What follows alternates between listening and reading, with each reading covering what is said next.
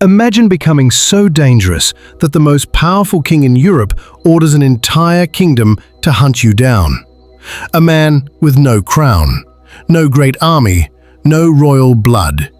Yet his name terrified England's mighty king, Edward I. He was hunted like an outlaw, betrayed by his own countrymen, executed in the cruelest way imaginable. And centuries later, he became Scotland's greatest national hero. But why did William Wallace become England's greatest enemy? The real story is even more incredible than the legends. In the late 13th century, Scotland was in chaos. Its king had died without a clear heir, leaving the kingdom divided and vulnerable. Seeing an opportunity, England's ambitious king Edward I stepped in.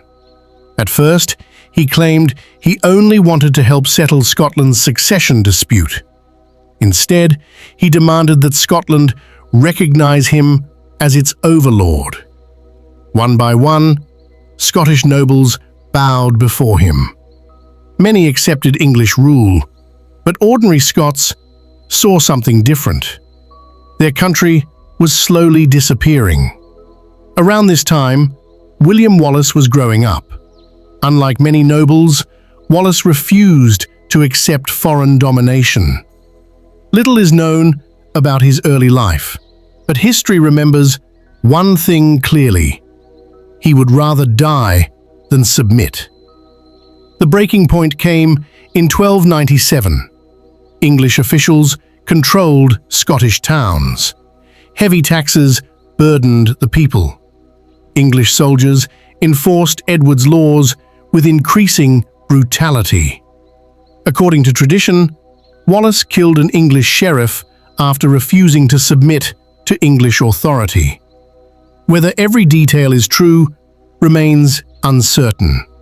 What is certain is that Wallace suddenly emerged as the leader of a growing rebellion. Farmers, craftsmen, minor nobles, they all rallied behind him. What began as scattered resistance quickly became a national uprising. England now faced an enemy it had never expected. King Edward believed crushing the rebellion would be easy. He sent a large English army north. The two forces met at Stirling Bridge. The English army greatly outnumbered Wallace's men. On paper, Scotland had little chance. But Wallace understood the battlefield. The bridge was narrow. Only a small number of English soldiers could cross at a time. Wallace waited patiently. Then, when enough English troops were trapped across the bridge, the Scots attacked with devastating force. Chaos erupted. Many English soldiers drowned trying to escape. Others were cut down before they could fight. The victory shocked Europe. Against impossible odds, William Wallace had defeated one of England's strongest armies. Suddenly, he wasn't just a rebel, he was Scotland's guardian. News of the defeat enraged King Edward I. Known as the Hammer of the Scots, Edward was one of Europe's greatest military commanders. He would not tolerate humiliation. In 1298, Edward personally led a massive army into Scotland. The two sides met at the Battle of Falkirk. This time, England adapted. Edward's famous longbowmen unleashed thousands of arrows. Scottish formations broke apart. The English cavalry charged. Wallace's army was defeated. Although he escaped, his position weakened. Soon after, Wallace resigned as Guardian of Scotland.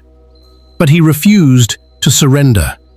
For years, Wallace became England's most wanted man. He traveled across Scotland and possibly even to France, seeking allies against England. Edward offered rewards for anyone who could capture him.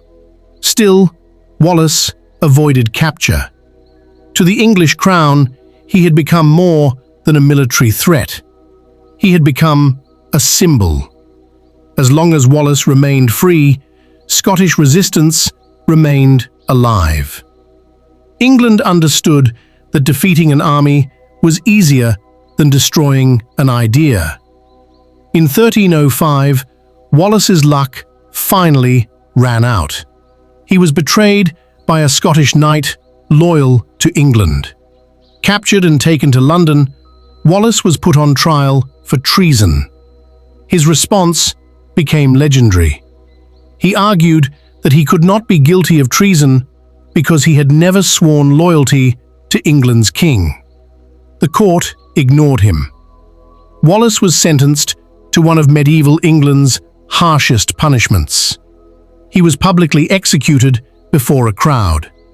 His remains were displayed across the kingdom as a warning to future rebels. Edward believed fear would end Scottish resistance forever. Instead, it achieved the opposite.